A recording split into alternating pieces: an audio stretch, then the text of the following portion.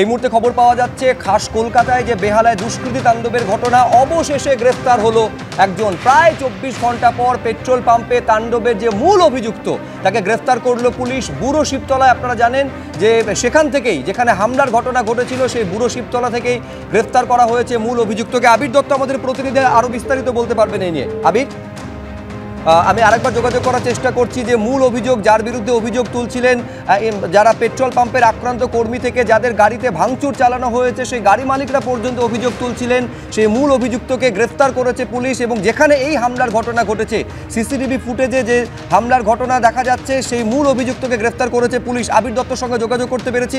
আবির, জানা যাচ্ছে মোহাম্মদ মহিনুর সর্দার ওরফে বাপ্পা সর্দার, তার বিরুদ্ধে অভিযোগ উঠছিল।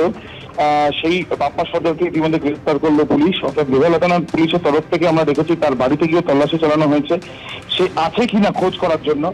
এবং তার সঙ্গে এই যে ঘটনা গতকাল ঘটেছে তারপর বেশ কয়েকটি অভিযোগ হয়েছে, তার মধ্যে অন্যতম অভিযোগ পেট্রোল পাম্প কর্তৃপক্ষের তরফ থেকে। এবং সেই অভিযোগে সিসিটিভি ক্যামেরা ফুটেজও জমা দেওয়া হয়েছিল। সেখান থেকে শনাক্ত করা যাচ্ছিল যে কজনকে, তাদের মধ্যে অন্যতম যে এই পুরো ঘটনার নেতৃত্ব দিয়েছিল সেই বাপ্পা সর্দার।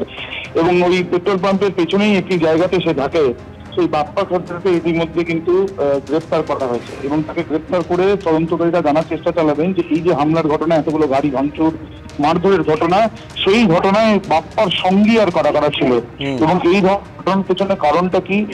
যেভাবে গাড়িগুলো সিএনজি গ্যাস ভরার জন্য সেখানে যাওয়ার সময় তারা যখন সেখানে গাড়িগুলো দাঁড়িয়ে থাকো তখন সেই জন্যই কি এই হামলা করা হয়েছে নাকি নেপথ্যে অন্য কোনো তদন্তের সঙ্গে সঙ্গে আরো স্পষ্ট হবে। আপাতত আবির তোমায় ধন্যবাদ। আমি এইখানে একবার দ্রুত অরূপ চক্রবর্তীর কাছে আসতে চাইবো যে পুলিশ প্রায় 24 ঘন্টা পর একজনকে গ্রেফতার করতে পেরেছে, কিন্তু রেস্তোরাঁ মালিককে মারধরের ঘটনায় এখনো পর্যন্ত কার্যত কোনো পদক্ষেপই পুলিশ গ্রহণ করেনি বলে অভিযোগ। প্রায় 4টের সময় দেওয়ার অনুমতি দিয়েছিলেন রাজ্যপাল সিবি আনন্দ বোস, ঘড়িতে 6টা পেরিয়ে গিয়েছে। এই 2 ঘন্টা ঠিক কি হলো, কেন তারা প্রবেশ করতে পারলেন না, শুভেন্দু অধিকারীকেও কেন প্রবেশ করতে অনুমতি দেওয়া হলো না এই 200 জনকে নিয়ে রাজভবনের ভেতরে?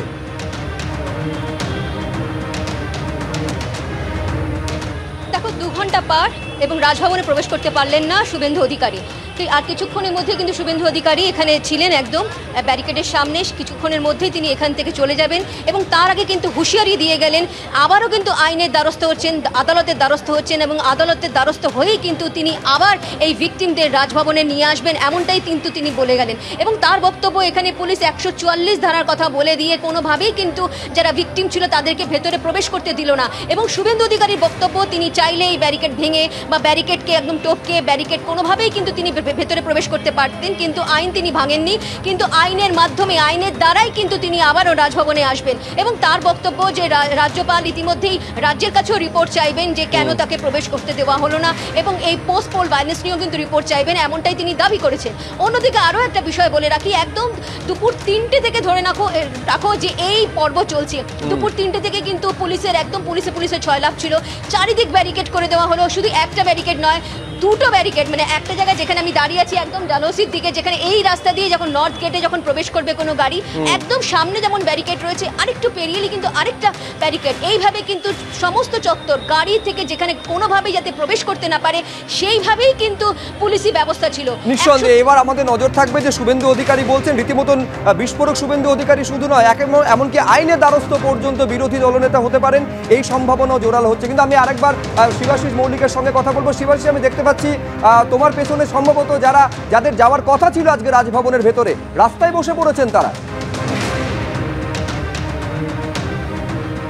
একদমই তাই সুব্রজিৎ, শুরুতেই তুলে ধরবো সেই ছবি।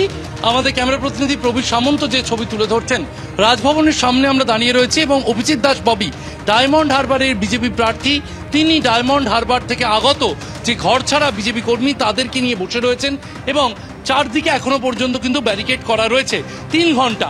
অর্থাৎ আমরা জানি 3টে থেকে 6টা পার হয়ে গিয়েছে, 3 ঘন্টা ব্যারিকেড করা রয়েছে নর্থ গেটের 3 দিক এবং কোনোভাবেই কোনো মানুষকে ঢুকতে দেওয়া হচ্ছে না এই নর্থ গেটের আশেপাশে, এবং দ্বিস্তরীয় ব্যারিকেড বলয় দিয়ে ঘিরে দেওয়া হয়েছে।